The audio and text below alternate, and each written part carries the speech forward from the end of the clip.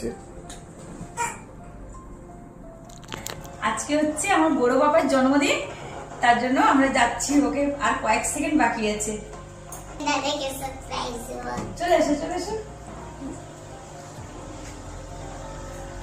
Happy birthday দাদা।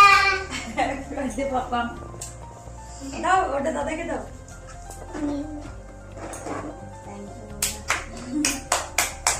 এদিকে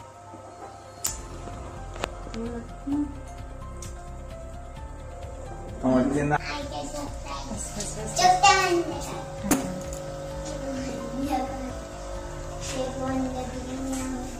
চোখটা বন্ধ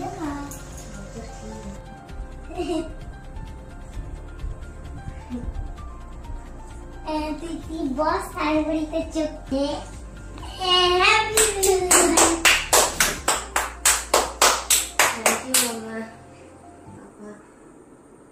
যাই হোক, দাদাকে নিয়ে চলেছি। দাদা তো জানতোই না যে ওর জন্মদিন আজকে। আর এখন রাত 12টা বাজে।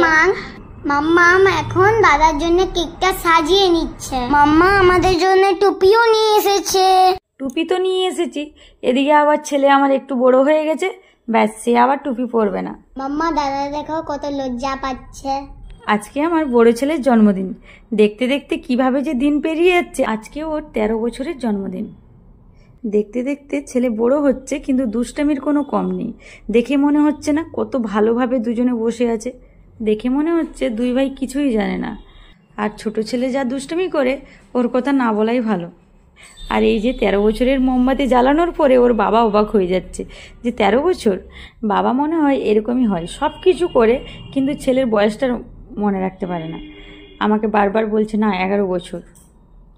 যাই হোক, এটা ওর 13 বছরের জন্মদিন, আর আপনারা সবাই ওকে আশীর্বাদ করবেন, ও যেন ভালো থাকে আর মানুষের মতো মানুষ হতে পারে। আর এখন আমরা সবাই মিলে কেকটা কেটে নেব। আর আপনারা সবাই ভালো থাকবেন, সুস্থ থাকবেন।